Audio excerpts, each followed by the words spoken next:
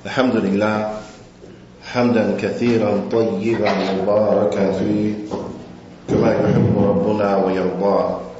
أشهد أن لا إله إلا الله وحده لا شريك له وأشهد أن محمدا عبده ورسوله الناصح الأمين.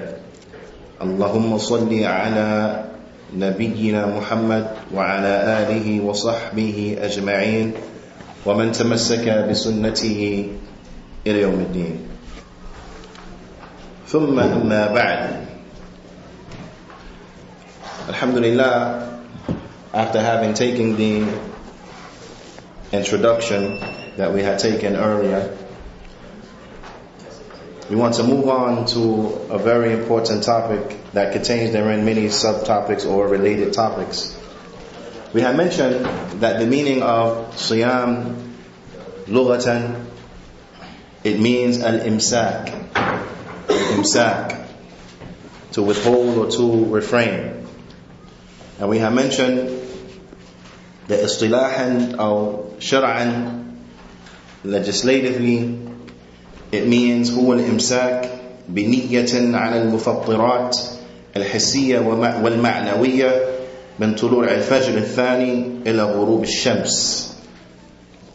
That it means to withhold with a niyyah, to withhold intentionally from those things which will break the fast, al-mufattirat, those things which will break and nullify one's fast. Those things that will break the fast, they will either be al-hissiyya or al-ma'nawiyya. Al-hissiyya, these are things that are tangible things. For example, eating, drinking, and intercourse. Wal-ma'nawiyya, these are intangible things that will reduce the reward of the fast and possibly make it of such in which a person gets no reward from it. And these are things like ghiba and namima, looking at the haram, listening to the haram, committing the haram, speaking with foul speech, so on and so forth. Now, so that brings us to a very important hadith, because as we know from the Sunnah of the Prophet ﷺ is that he used to fast much in the month of Sha'ban. So it's important that we look at a very important issue and those sub-issues or related issues that refer to it. The great Imam Al-Hafidh Ibn Hajar rahimahullah ta'ala, he mentions inside of Bulugh al-Maram, inside of the book of As-Siyam, Kitab As-Siyam, the book of fasting, he mentions therein a hadith عن أبي هريرة رضي الله تعالى عنه قال رسول الله صلى الله عليه وسلم لا تقدموا رمضان بصوم يوم ولا يومين إلا رجل كان يصوم صوما فليصم. حديث متفق عليه, where Abu Hurairah radiyallahu ta'ala anhu, he narrates that the Messenger of Allah sallallahu alayhi wasallam, he said, do not precede Ramadan with fasting a day or two before it. Do not precede Ramadan by fasting a day or two before it, except for the one, or except for the man who used to fast the fast, so then he may fast it. And this hadith is muttafaqun alayh, hadith that has been agreed upon by Al-Bukhari and Muslim.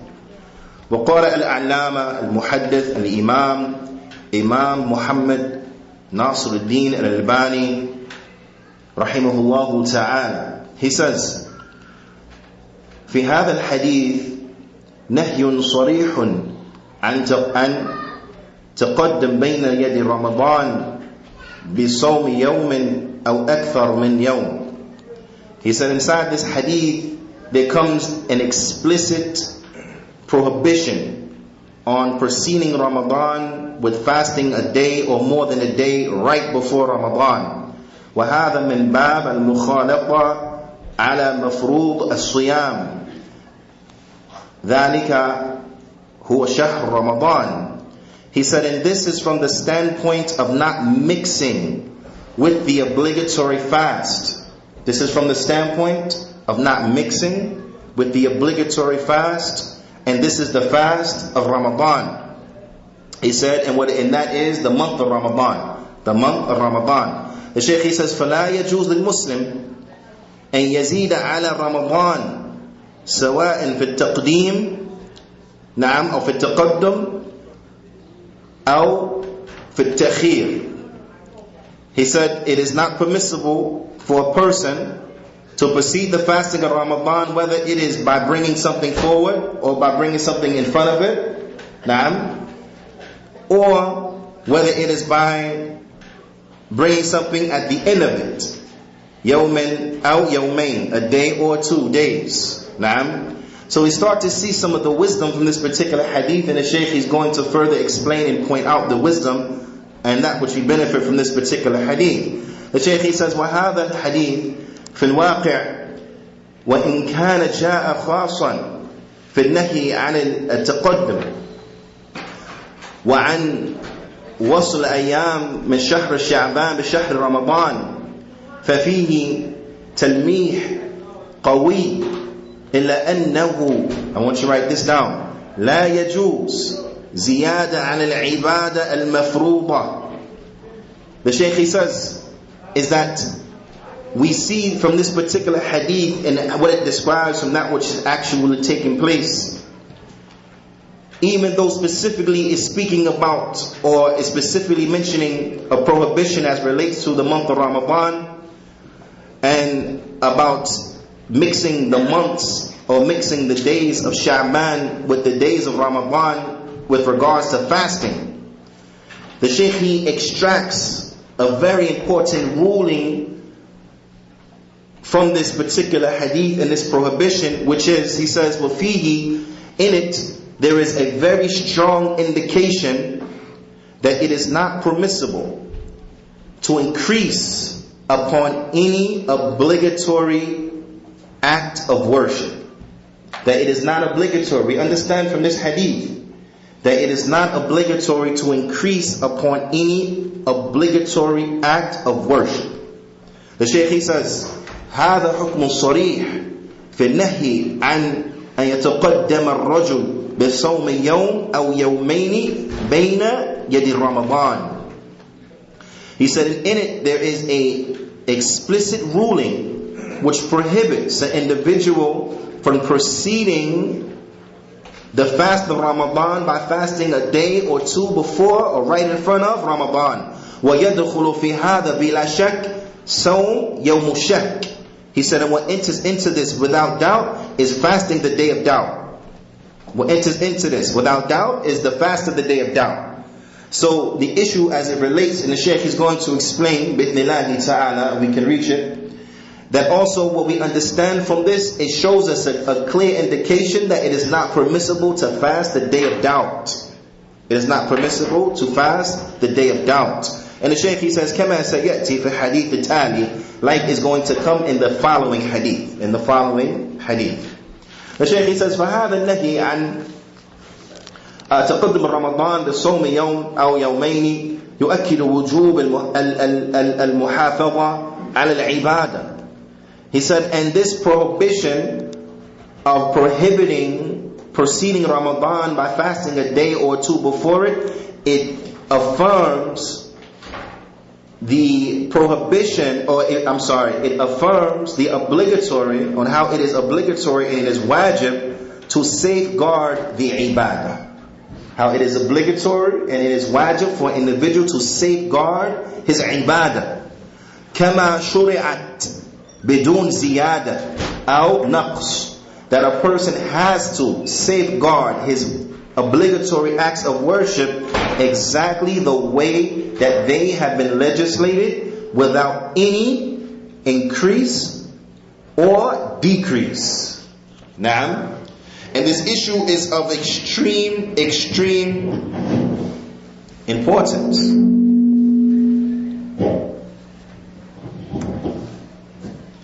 This issue is of extreme importance. that it is not permissible to increase and to add on to any act of worship, but we are to do that act of worship as it has been legislated, without increasing upon it and without taking away from it. Now, and when we see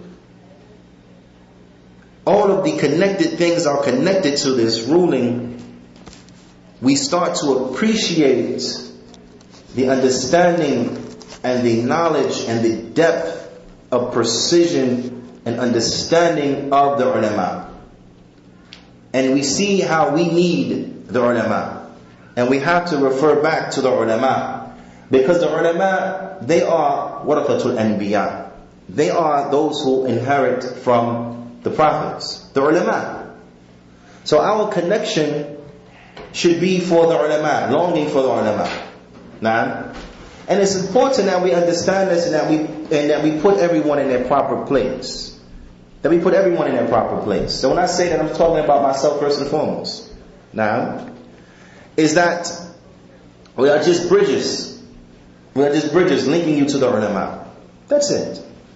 Because what we are looking for ourselves, what we should be looking for, is to connect to the ulama. Right? It's to connect to the ulama. So we can be an aid and a benefit and an assistance in helping our brothers and connecting to the ulama, then that's where it's at. Anyone who thinks that it stops at the likes of myself or those who are slightly better than me and so on and so forth, then you are sadly mistaken. You are one who is very foolish. We have to connect ourselves to the ulama, understand and remember who you're looking at. Now, ala kulli hal. The Shaykh, he goes on and he says, الذي فرضه الله عز وجل على عباده المؤمنين إنما هو صوم شهر رمضان. He said that verily that which Allah Ta'ala has made obligatory upon His believing servants, then it is the fasting of the month of Ramadan. وهو يكون تارة 30 يوما, and sometimes it's 30 days. وقد يكون تارة 29 يوما, and sometimes it is 29 days. فلا يجوز أن يتقدم بصوم يوم أو يومين خشية أن يصبح رمضان أكثر من 30 يوما مع الزمن. He says, so it is incumbent that it is not permissible, rather, that we precede Ramadan by fasting a day or two before it, fearing that we will increase upon the days of Ramadan so that it becomes more than 30 days from time. مع مضى زمن مضى العهد للمسلمين على العلم بالكتاب والسنة, so that it becomes more than 30 days in time, a time frame which is well known, from a time frame which has been placed upon the Muslims and is well known from the book and the Sunnah. The Shaykh, he says, فأقول, so I say, في الوقت الذي هذا الحديث ينهى نهيا صريحا عن تقدم بين يدي رمضان بصوم يوم أو يومين كذلك كل عبادة. The Shaykh, he says, so I'm saying that at the same time that this particular hadith is explicitly prohibiting bringing or adding to the fast of Ramadan, or adding right before Ramadan with the fast of a day or two, he said, then likewise is also applicable for every act of worship. For every act of worship. لا يجوز أن يتقدمها. It is not permissible that you will bring anything before any act of worship that resembles it, so that it may be understood as an increasement of it. Now, and the Shaykh is going to bring a very good example. He says, كما أنه لا يجوز أن يصل بها ما ليس منها من العبادات. He said, just like it is not permissible to connect to it that which is not from it, from other acts of worship, والطاعات الأخرى, and other actions of obedience. فلا بد من الفصل الذي يحقق الاستقلال هذا صوم الفرض وهو فرض رمضان.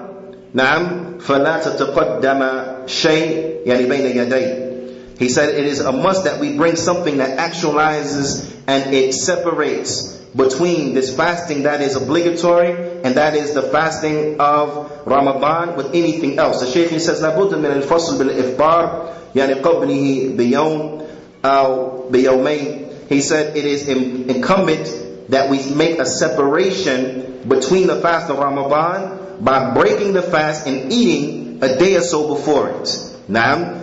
The Shaykh he says, وَكَذَلِكَ بَعْدَ, and also after it, that we separate our fasting in Ramadan when Ramadan has come to an end by making sure that we eat and we drink and we make iftar naam, on the day of the Eid. And this is from the wisdoms of why it entered the prohibition of fasting on the day of the Eid as relates to Eid al-Fitr. This is from the wisdoms of why it's prohibited, so that we don't make an addition to the number of days in which was fasted. So we bring a separation by eating and drinking and having iftar before we go to fasting the voluntary fast. The Shaykh he says, لِيَتَحَقَّقَ أَنَّ هَذَا الْفَرْض وَهُوَ فَرْضُ الرَّمَضَانِ فَقَدْ. He said, is that, and this is to actualize that this particular act of worship, that it is obligatory, and that is the fasting of Ramadan only. That is obligatory, and that we don't connect anything else to it. The Shaykh says, وَمِنْ هَذَا قُبَيْ تَمَامًا مَا جَاءَ فِي صَحِيحِ Muslim. He said, and from this standpoint, and when we look at that which we had just recently went over, the Shaykh he says, then we see that which has come to Sahih Muslim, من نحي الرسول من نحي رسول الله صلى الله عليه وسلم ونحي الرسول صلى الله عليه وسلم نعم أن يصلي فرض الجمعة بالسنة التي بعدها أو أن يصل فرض الجمعة بالسنة التي بعدها. He said, and from the standpoint we see tamaman, we see very clearly that which has come in Sahih Muslim, where the Prophet ﷺ, he prohibited that we combined نعم أن يصل فرض الجمعة بالسنة التي بعدها, that we combine the obligated prayer of Jumu'ah with the sunnah, the voluntary prayers that comes after it. All of this fits into the same understanding and the same purpose, that we don't connect one act of worship to another act of worship, but we have to bring between them a separation. We have to bring between them a separation. Naam. The Shaykh he says, فَأَمَرَ بِفَصْلِ بَيْنَ الْفَرْضِ وَالتَّطَوُّعِ إِمَّا بِالْكَلَامِ. He says, so he has commanded that there is a separation between the obligatory and between that which is voluntary, either by kalam, by speaking, وَإِمَّا بِالْخُرُوجِ, or by leaving the masjid. Naam. Because there may be a situation where you don't speak to anyone, but then you leave, right? أو انصراف, or that you turn and you change places. Naam. نهى الرسول عليه الصلاة والسلام على الوصل الفرض بالسنة التي بعد. The Prophet ﷺ, he has prohibited connecting the obligatory act of worship with the voluntary act of worship that may come after it. Naam. So if Jum'ah comes and we have made the taslim and now we want to pray our sunnahs, what do we have to do? We either have to what? To speak, or we have to leave, pray the sunnahs in the house, or we have to what? Change our position. We have to change our position. Why? This is so as to bring a separation between the obligatory act of praying Jumu'ah and the voluntary act of praying the sunnahs after it. The Shaykh says, هذا إذن, so therefore this, من باب سد الذريعة, this is from the standpoint of closing the door and shutting down and preventing the means, and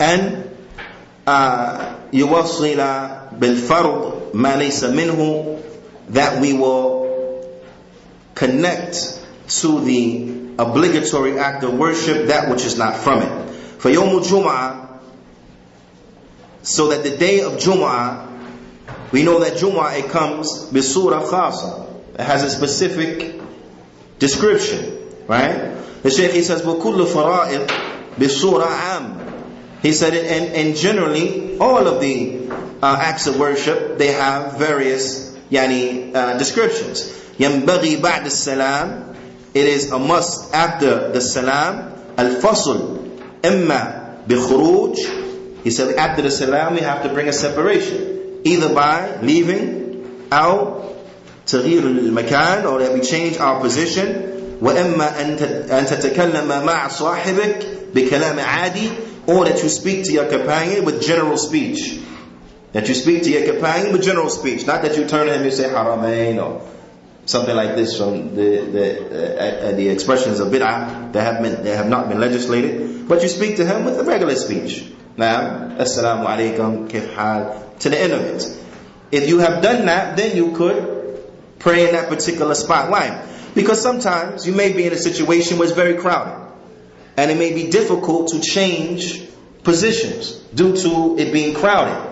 It may be difficult for you to leave, and you know your situation, that you're on your way back to work or so on and so forth. So if you leave out, then more than likely you're not going to pray your sunnahs, and you want to capitalize on the opportunity to pray your sunnahs, and you can't move, you can't leave. So then what do? You turn to anyone around you and you speak to him for a couple seconds, so as to bring a separation between the obligation and between that which is voluntary. The Shaykh, he says, and all of this, tahqiqan al-fasl, is so to actualize a separation. Naam. And the Shaykh, he said, ilman, and this is knowing, أن الأمر كما قال عليه الصلاة والسلام تحريمها التكبير وتحليلها التسليم.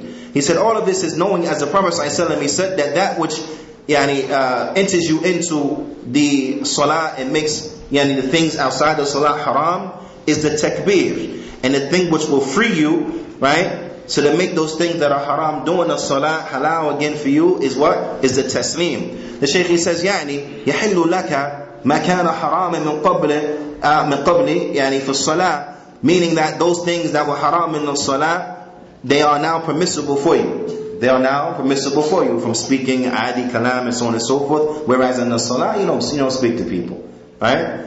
Now, so the Shaykh, he goes on and he said, بِمُجَرَّدِ الْقَوْلِ السَّلَامُ عَلَيْكُمْ وَرَحْمَةُ اللَّهِ. He said, in this, which will release you from the salah, is simply by the statement, السَّلَامُ عَلَيْكُمْ وَرَحْمَةُ اللَّهِ. نعم. في التسليمة الأولى, inside of the first taslim. So that which will free you from the salah is what? The Shaykh is saying is what? The taslim. But which one? The first taslim. The first taslim ends the salah. That's what the Shaykh is saying here. That the first taslim, it ends the salah. That's it. Now the salah is over. Tayyib. So the Shaykh, rahimahullah ta'ala, he goes on and he says, وَلَكِنْ, however, مِنْ بَابِ التَّأْكِيدِ لَهَا أَوْ لِهَذَا الْفَصْلِ بِأَكْثَرْ مِنْ سَلَامٍ. He said, but from the standpoint of making sure that there is a separation, then we have been commanded with what? With more than one salam. So we don't only salam to our right, but then after we what? We salam to our left. Even though the salam to the right finishes the prayer, but the salam to the left reinforces that separation between what you do after the prayer. So it reinforces the separation. So you see how much the Sharia puts an emphasis on not increasing to the actions of worship, not increasing to the obligatory acts.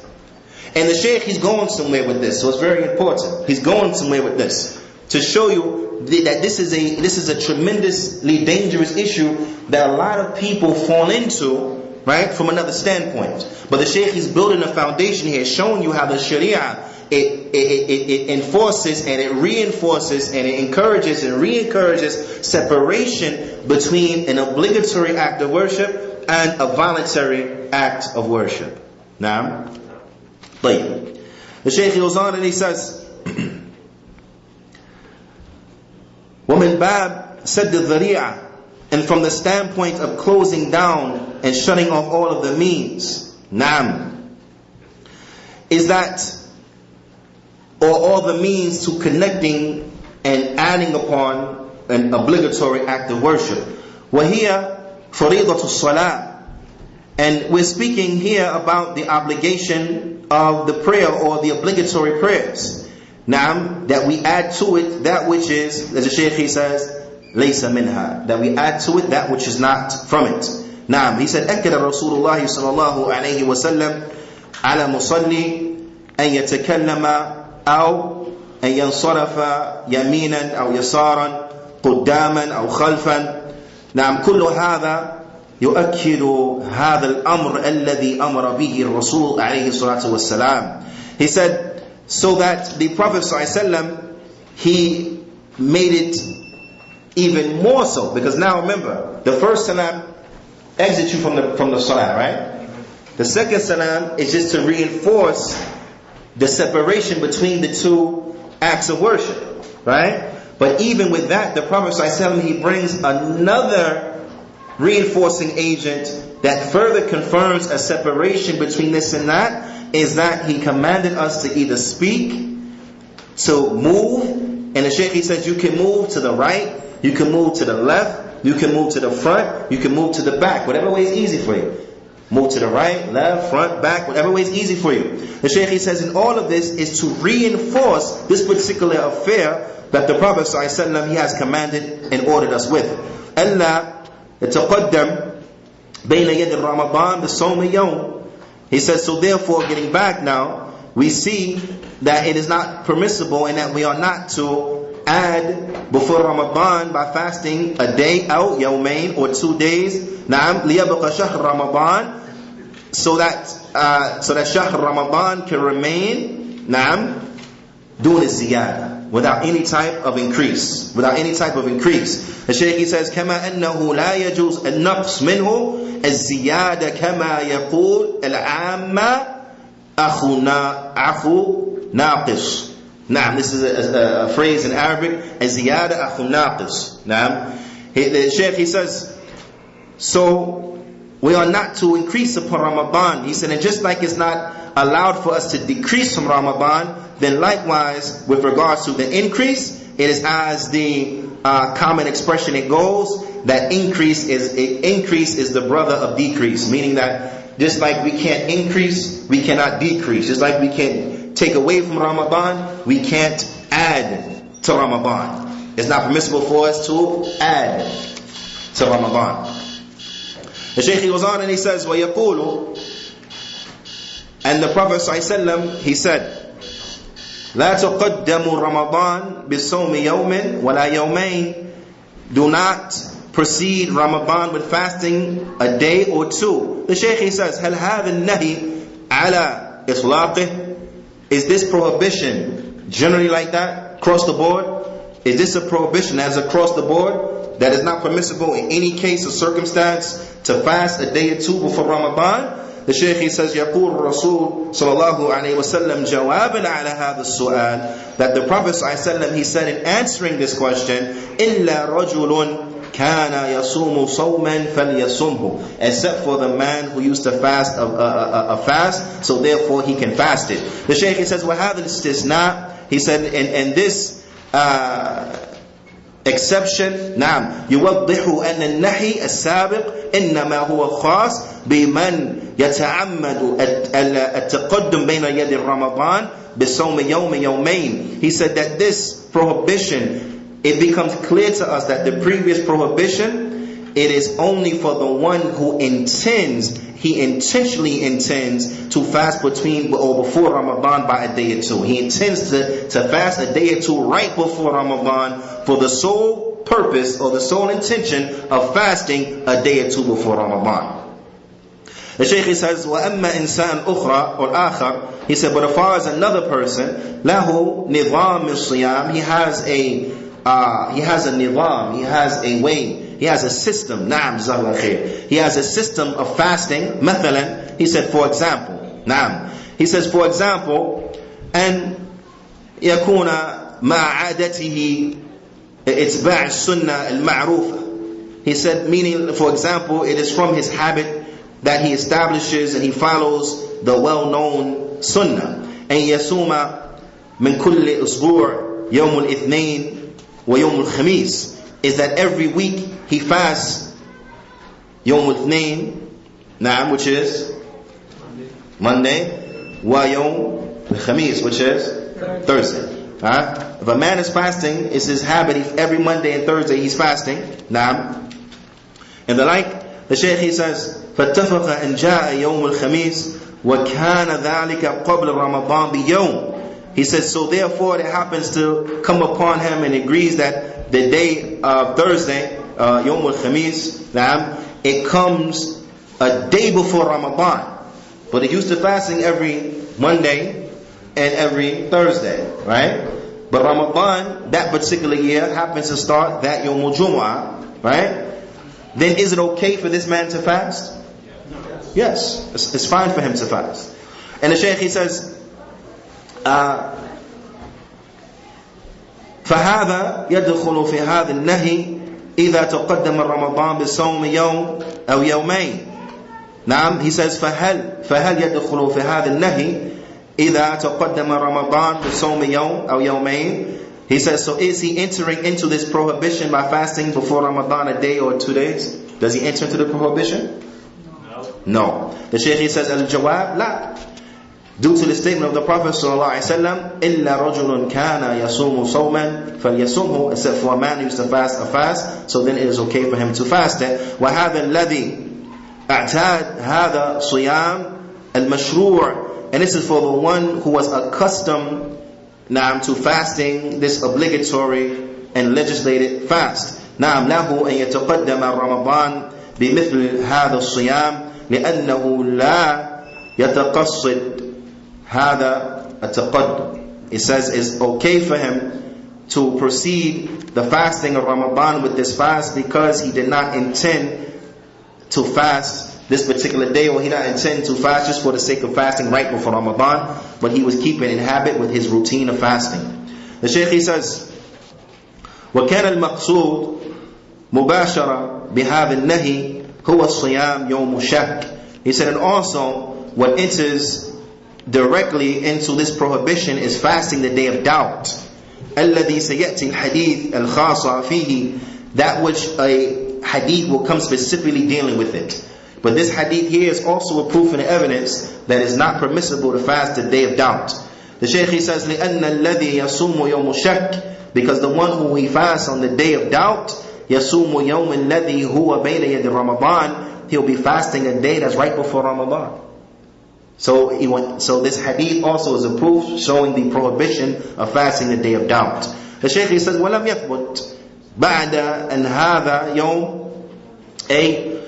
يوم شك هو من Ramadan. He says, and this day of doubt, it is not confirmed that this is actually from Ramadan. It's not confirmed. So now the Shaykh he gets into another issue. He says, فَلْيَسُمْهُ احْتِياطًا. So people, they say fast it just to be safe, just for safe measure, fast it. Naam. And this brings us into the issue of safe measure. We see this hadith is tremendous, has many benefits, many fawaid in this particular hadith. From that is this concept of exception, or because of just from precaution, from out of precaution, just to be safe, rather be safe than sorry, as they say. So they say from this standpoint, then we'll fast the day of doubt because it's a day of doubt. Maybe it's Ramadan, maybe it's not Ramadan, but therefore to be precautious, we'll just fast it anyway. Just for safe measure. Naam. The Shaykh he says, وَفَتَحَ بَابَ الْإِحْتِيَاطِ فِي الدِّينِ. He said, then they will open up the door of doing things for safe measure inside the religion. And the Shaykh he says, وَهُوَ فَتْحُ لِلْبَابِ كَبِيرٌ. And this will open up a tremendous door in the religion. A tremendous door for what? مِنْ زِيَادَ فِي الدِّينِ. To add on to the deen. To bring additions to the deen. You understand? And the Shaykh he says, وَهَذَا فِي الْوَاقِعِ لَهُ أَمْثِلَةٌ كَثِيرَةٌ فِي بَعْدِ الْأَحْكَامِ الْفِقْهِيَّةِ. He said, and this in reality has many examples with regards to the jurisprudent rules and regulations. There are many examples of this. The Shaykh he says, لَعَلَّ الْحَاضِرِينَ يَعْلَمُونَ أَنَّ بَعْدَ الْمَذَاهِبِ. He said, perhaps some of those who are listening, some of those who are present, they know that some of the madhahib, نعم, توجب على من صلى يوم الجمعة أن يصليها بعد الفراغ منها ظهرا. He said some of the madhahib, right, they make it obligatory upon the one who prays Jum'ah that after he finishes praying Jum'ah, that he pray Dhuhr. After you pray Jum'ah, you have to pray Dhuhr. And listen why they say. They say, وَبَعْدَ مَذَاهِبْ تُوجَبُ هَذَا. He says some of the madhahib, they make this obligatory upon their followers and practitioners.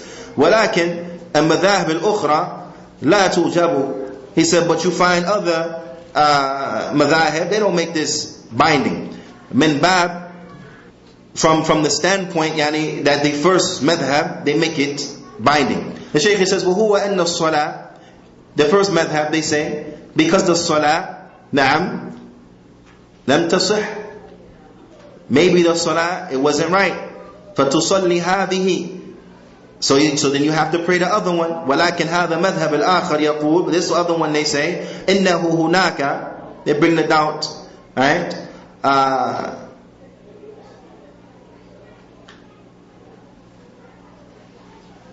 Now, he says that one of them, they will say that this particular salah, it is not proper, right? So therefore, pray this one. And the others, they come with their statement and they say, إِنَّهُ هُنَاكَ شُرُوطٌ فِيهَا خِلَافٌ. He said, in that you have various preconditions and prerequisites that are required. Various preconditions and prerequisites that are required for the salah.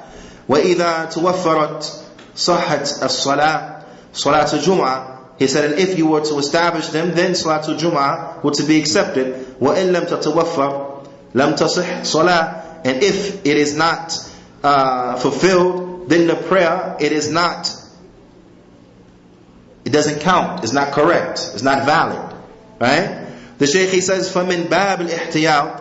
So from the standpoint of ihtiyat, نعم, يُحْسِنُ أَن يُصَلِّي بَعْدَ صَلَاةُ الْجُمْعَةِ صَلَاةُ الظُّهْرِ.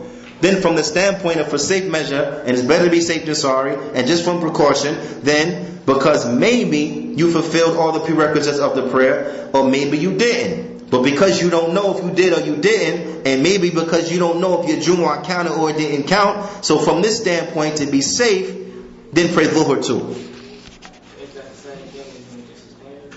Nah. But this gives you an insight into their understanding as to why they do this.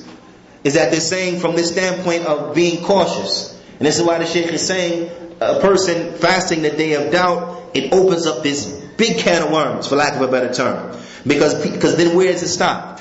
Or just from being careful, we'll fast. We don't know if it is, but we'll fast it just in case.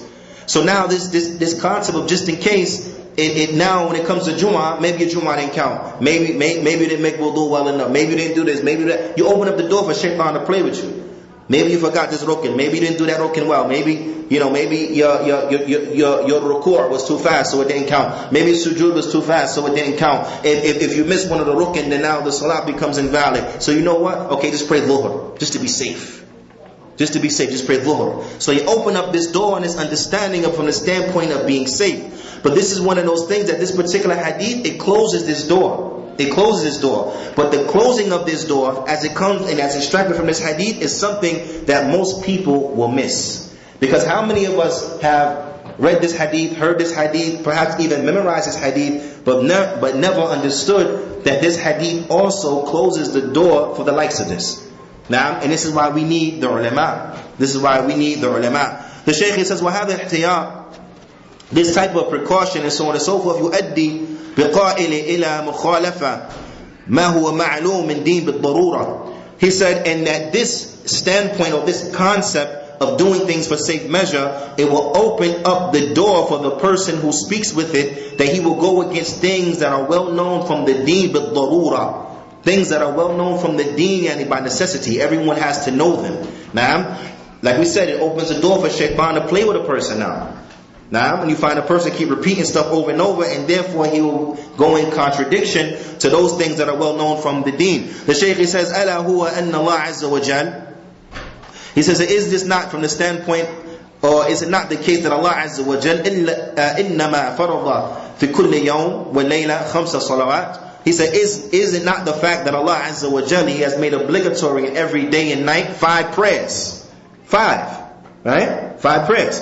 He says, وَإِلَى مُخَالَفٍ النَّصُ الْآخَرِ, and also it would bring the person who says this to differing with another text. Because a person who will pray Dhuhr and Jumu'ah, then he had gone against that which is well known, that Allah has made 5 prayers obligatory. He's gone contrary to that. But also, he goes against another text. وَهُوَ قَوْلُ عَلَيْهِ الصَّلَاةُ وَالسَّلَامُ, and it is a statement of the Prophet ﷺ, that Shaykh al-Bani, he says it is Sahih Hasan, or Hasan Sahih, as it comes in Abu Dawood and other places, where the Prophet ﷺ, he said, لَا صَلَاةَ فِي يَوْمٍ مَرَّتَيْنِ. He said that there is no prayer in a day that's to be done twice. There's no one prayer in a day that's to be performed twice. Naam. The Shaykh, he says, وَنَحْنُ نَعْلَمْ أَنَّ الْمَفْرُودِ يَوْمُ الْجُمْعَةِ هُوَ صَلَاةُ الْجُمْعَةِ. We know that which is obligatory Yawm al-Jumu'ah is what prayer? No, the prayer that's obligatory Yawm al-Jumu'ah is Salatu Jumu'ah. Naam. The Shaykh, he says, فَإِذَا كَانَ صَلَاةُ الْجُمْعَةِ لَا تَصِحْ Naam. فَصَلَاةُ الظُّهْرِ. And in the case where Salatul Jumu'ah, it doesn't count. From the standpoint, a person missed Jumu'ah. He overslept. He was sick. Something like this. And he wasn't able to make it to the masjid. He has some legislative excuse. Then what is he to do? Then he prayed Dhuhr. Right. So in the Sharia, it comes what? Either this or either that. Not both. But if you can pray Jumu'ah, you pray Jumu'ah. For whatever reason, you're traveling, you're not in the area, whatever, this and that. So you're excused from praying Jumu'ah, then you pray Dhuhr. But you don't pray Dhuhr and Jumu'ah, you just pray one or the other. But the Shaykh, he says, وَأَمَّا يُصَلِّي مَرَّتَيْنِ. He said, but with regards to praying 2 times, مَرَّ بِنِيَّةِ Jumu'ah, one time you pray with the intention for Jumu'ah, وَمَرَّةً بِنِيَّةِ Dhuhr, and another time you pray with the niyyah and the intention of Dhuhr. So you pray Jumu'ah, then you get up and say, okay, well no, let me pray Dhuhr, and you turn around and you pray 4 raka'at Dhuhr. Now the Shaykh, he says, هذا خلاف هذا الحديث. This is going against this hadith. Because by doing that, you have done what? You have prayed that prayer that comes after Fajr, how many times? Twice. You have prayed it twice. And the Prophet ﷺ, he said, there is no one prayer that should be prayed twice in a day. There's no one prayer that's to be prayed twice in one day. طيب. The Shaykh, he says, مع مخالف ذلك معلوم من الدين بالضرورة. He said, and this is coupled with him going against that which is well known from the deen بالضرورة. Every Muslim knows that a Muslim prays how many times a day? 5 times a day. Now, in this country that we live in, it has reached a point where a lot of kuffar know that Muslims pray 5 times a day.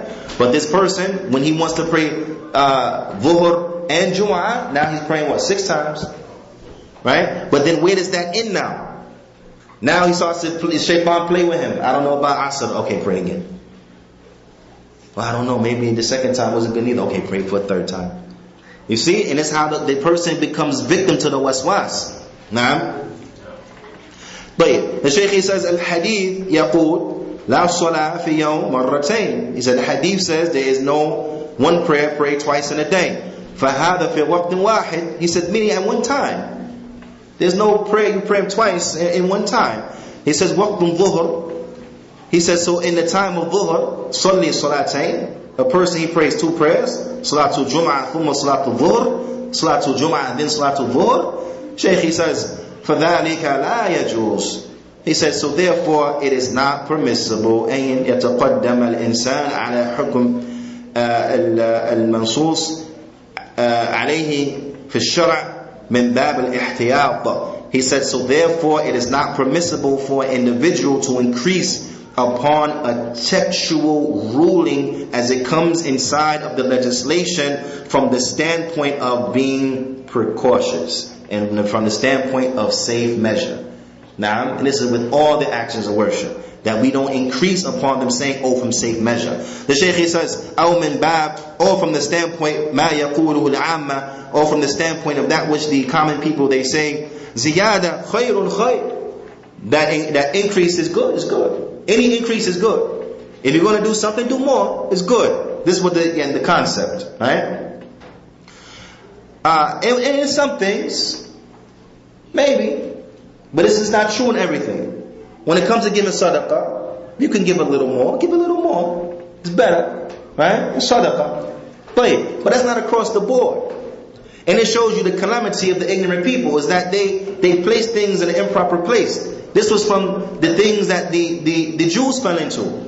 Putting a kalima in the wrong place. Putting a kalima in the wrong place. Putting rules in the wrong place. Trying to mix, as they say proverbially, apples and oranges. Right? This is not applicable if you say, well, what's the problem? He praying Dhuhr 5 times. That's good, right? No, it's not good. It's not good when it comes to this. The Shaykh, he says, لا خير بعد ما شرع الله عز وجل على لسان نبيه عليه الصلاة والسلام من الخير. The Shaykh, he says, there is no good. لا خير. There is no good after that which Allah subhanahu wa ta'ala, He has legislated upon the tongue of His Prophet sallallahu alaihi wasallam. There's no good after that. The good is in doing that which the Prophet ﷺ commanded you to do. The good is in doing that which Allah subhanahu wa ta'ala commanded you to do. We are Ahlul Sunnah. You understand? We worship Allah subhanahu wa ta'ala upon the Kitab, upon the Sunnah as the Salaf understood it. We believe based on what? The Kitab and the Sunnah, on the understanding of the Salaf. Our character is based upon the Kitab and the Sunnah, upon understanding of the Salaf. This is how you see that the Salafi, no matter what he's talking about, it can be fiqh. You understand? Because some people, they have a twisted understanding of what it means to have hikmah. Right? They say, oh, we want to go give da'wah to these people from the Hizbis. Right? It's a Hizbi place over here, we're going to give them da'wah. So they say, okay, what's going to be the way in? I'm going to talk about fiqh. I'm going to talk about fiqh. Anybody like fiqh, right? Teach them how to make wudu. Right?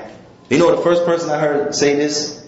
And I'm pretty sure plenty of people preceding him, but the first person who I personally heard say this statement, you know who it was? Abu Muslima. The first one. First one. You see how he was like trying to put inside the people the Hizbiyah? He's saying you want to weigh in, you know, to give da'wah in a non-Salafi masjid, go to him with a book of wudu. Tell him I can teach you about wudu. What are you talking about?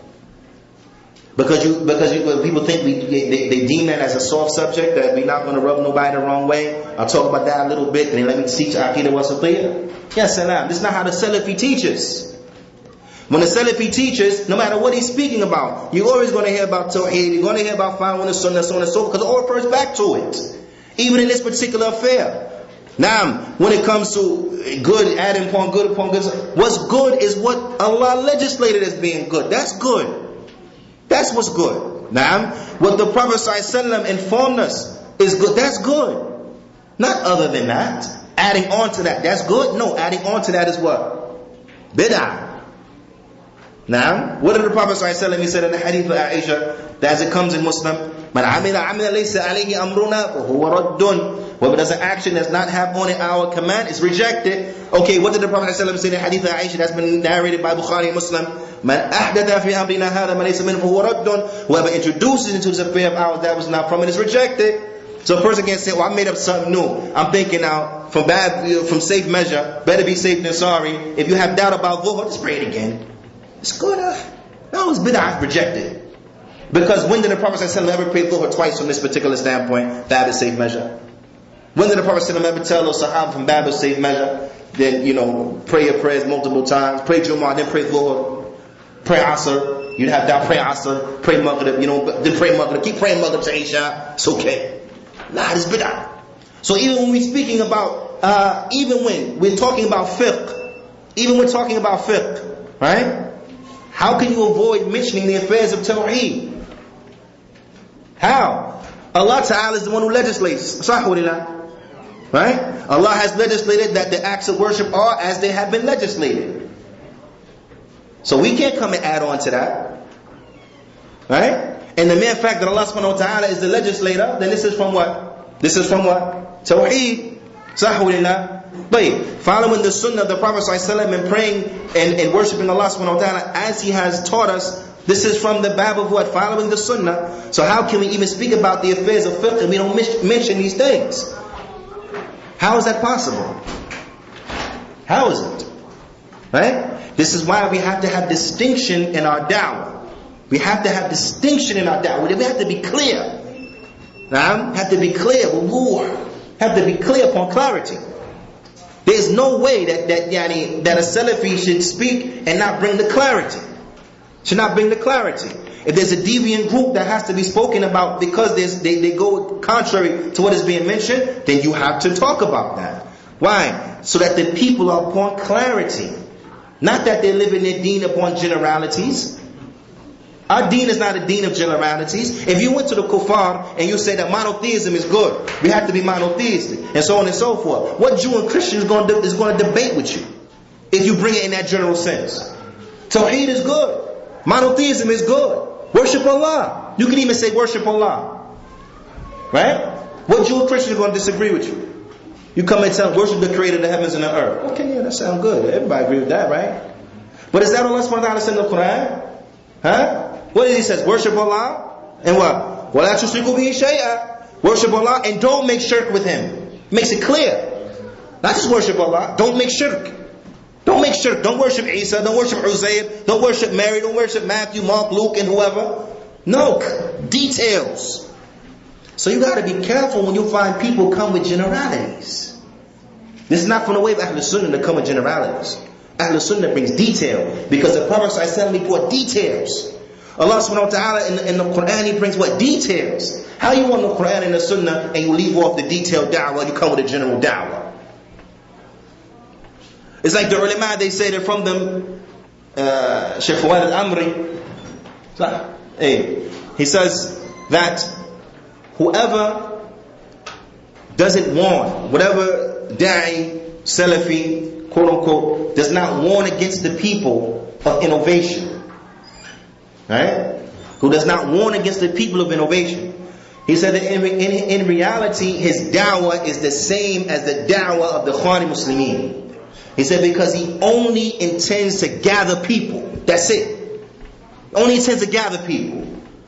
Akhi, you got to be upon Sunnah. You have to do good. Bid'ah is bad, and so on and so forth. How many times have you heard, unfortunately, because sometimes we get stuck in situations, right? You're traveling, you have to pray Jummah somewhere. Not traveling, but I mean, you're outside you're away from your masjid, Salafi masjid that you're praying, right? Because your work, your job, whatever. So you have to pray in this particular masjid, and the khatib is up there, Tablighi, Sufi, Yani Muharif, and he's up there talking about, oh, bid'ah is bad, wa sharru umuri muhdathatuha, wa kullu muhdathatin bid'ah, to the end of it, and so on and so forth. And you're looking at him like, subhanAllah, you saying these words, and you're the first one these words are against. Right?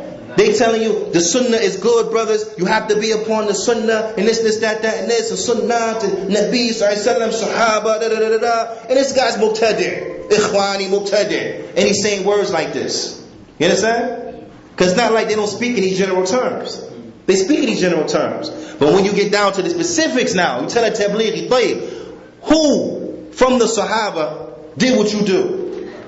You want to talk about Sahaba, you want to bring, Hayat Sahaba, the Sahaba so good, their life story, Nah, I'm good. But who from the Sahaba went out and gave da'wah 40 days? 3 days, 6 months? Who did that? Now you want to bring details, now what happened? Now it's different. Right? And this is important. So you got to understand that it is possible for a Muqtadi to pull off that general da'wah. So don't be fooled just because you hear a person say Sunnah. Bid'ah is bad. Right? Even some of the Khawarij, don't be fooled. They'll come to you and they say, no, we don't make khuruj on the hakam that's Muslim. That's haram. And this guy is straight Khariji. So don't be fooled. You say, oh no, this person agrees with Ahlul Sunnah. No, you got to get the whole picture. Because they'll say that, but then when it comes to a specific situation, like what happened in Egypt, for example, they say, no, that's okay. Well, how's that okay? I thought you just said you don't make khuruj on the hakam that's Muslim. Oh, because Hosni Mubarak, they don't fit that bill. They encourage people to go against the government in Saudi. Well, how do you encourage people to go against this? No, because they don't fit that bill. They're different. So then what are you talking about? So you can't get fooled because a person, he comes with some type of verbiage that sounds familiar. You can't be fooled. And this is why you can't give your ear to anybody. How many of us know the athar of Ibn Sirin?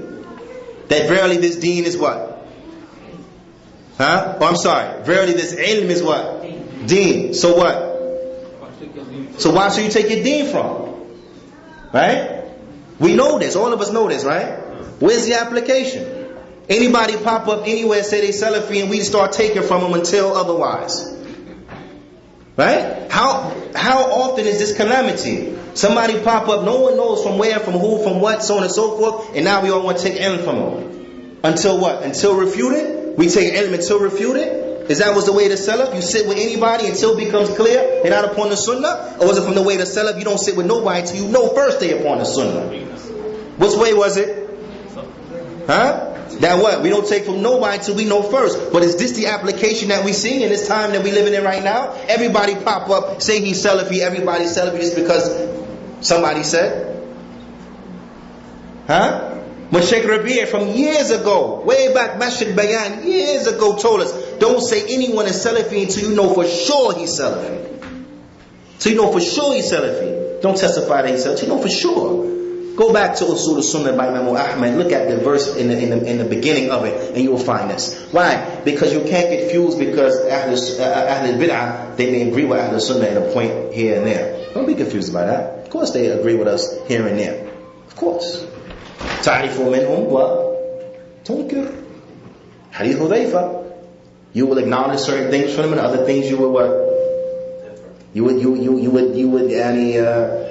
deny, disagree with, which means that what some of the stuff Ahlul Bid'ah says is haqq, right? But because they speak the truth, sometimes what does that mean?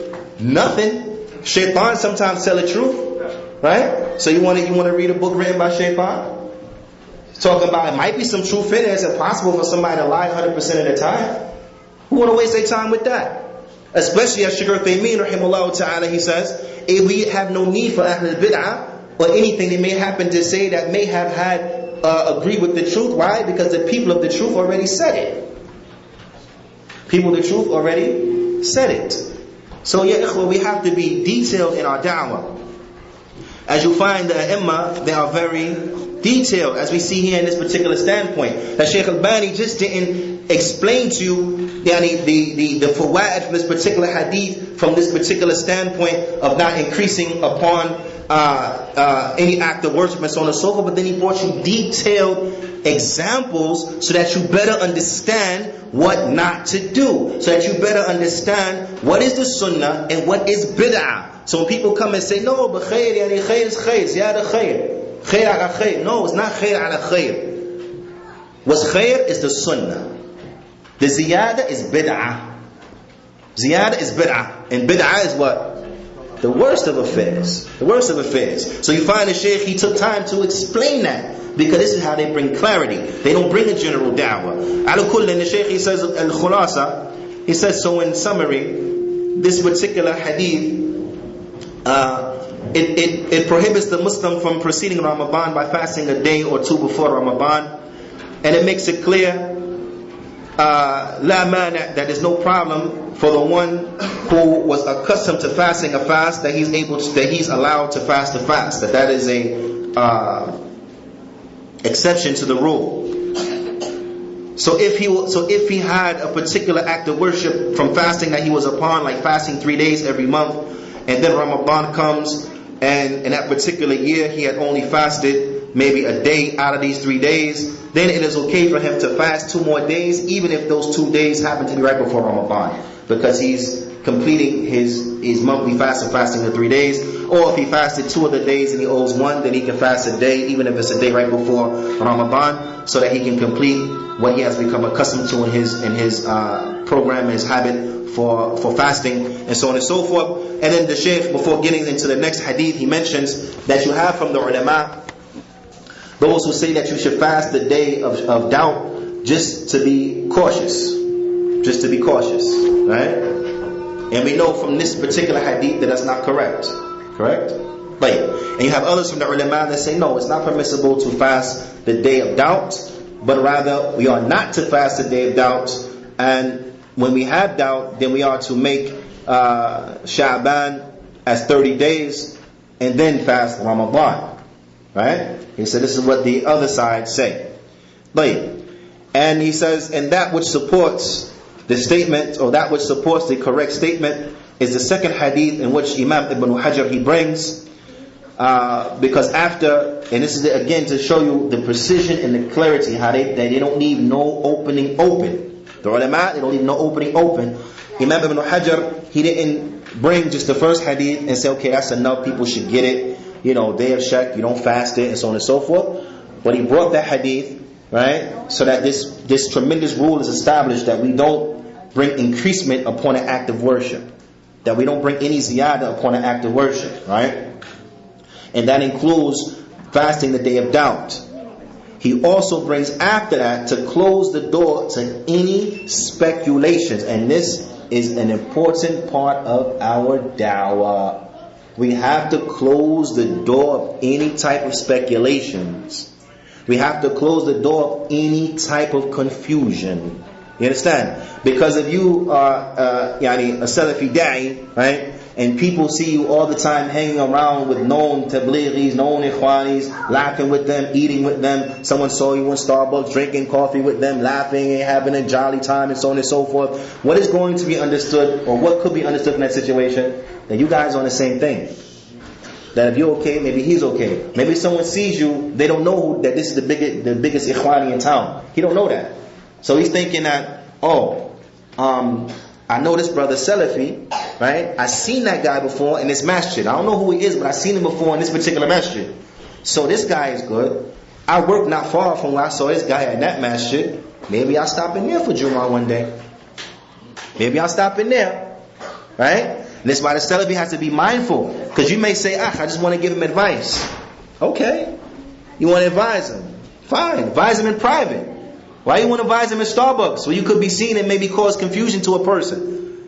Advise him in private, behind closed doors. Give him advice. Because if you give him advice behind closed doors, does that open the door for any type of fitna? No. Because ain't nobody seen you with him. Right? Maybe you not laughing. Maybe he laughing. Maybe he having a good time. Maybe you just sitting there, regular stone face or what have you. Right? People see him laughing. So they say, oh, maybe the brother told a really good joke and now he's laughing. Because it's not from proper etiquette to laugh at your own joke, right? Huh? I'm asking you. Is it? Generally, no. So they might think he said something funny, now the other guy's laughing, right? So still it may open the door. You say, but no, I was stone faced. I didn't, No, still close the door for any type of confusion. Ahlul Sunnah, we're not in the business of confusing people. So we have to be clear to always strive with the utmost to be clear. Ala kulli, from the standpoint of closing the door and being clear in every issue. Clear in every issue, right? Imam Ibn Hajar, he brings as the next hadith, عن عمار بن ياسر رضي الله تعالى عنه من صام اليوم الذي يشك فيه فقد عصى أبا القاسم صلى الله عليه وسلم. He said, whoever fasts a day of which there is doubt with regards to it, because it's cloudy and so on and so forth, then he has disobeyed Abu al-Qasim. Who's Abu al-Qasim? The Prophet sallallahu alaihi wasallam. This particular hadith has been collected by al-Bukhari ta'liqan, has been collected by Bukhari in a disconnected form, and it has been connected with a connected form by the five. By the five, meaning it's been collected in a connected form by Imam Abu Dawood and Ibn Majah, and Nasa'i, and Tirmidhi, and the like, and also Ibn Khuzaymah, he brings it, and also Al-Irwah, Imam Al-Albani, he brings it in Al-Irwah. Tayyib. And in other places it has been collected. Naam. Ala kullan, is it clear with regards to the day of doubt? Do we fast on the day of doubt? No.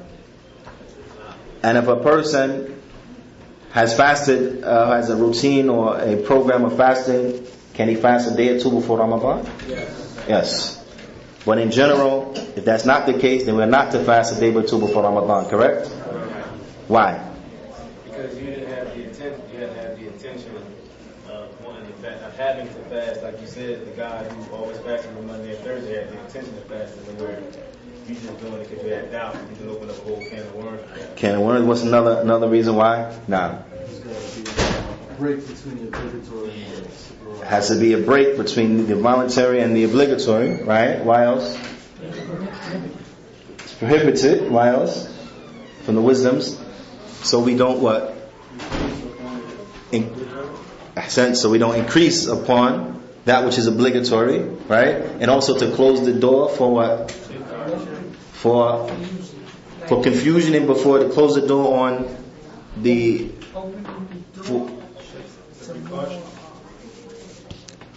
again. Open the door for speculation from the standpoint of what? As the brother said, precaution. Open the door from or closing the door. I'm sorry, from precaution, right? So we don't open that door. We don't open that door of well maybe and better be safe than sorry, and from precaution and safe measure. All of this closes the door, and these are from the benefits that are contained in this particular hadith. May Allah subhanahu wa ta'ala reward the Shaykh tremendously for pointing these things out and grant him tremendous reward in the hereafter and Jannat al-Firdaus. Ameen.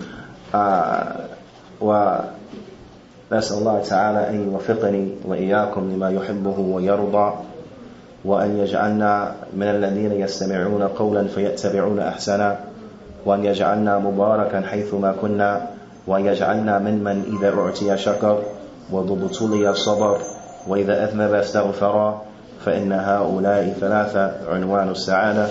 هذا يا عباد، جزاكم الله خيرا. فنكتفي بهذا القدر، وصلى الله وسلم على نبينا محمد وعلى آله وصحبه أجمعين.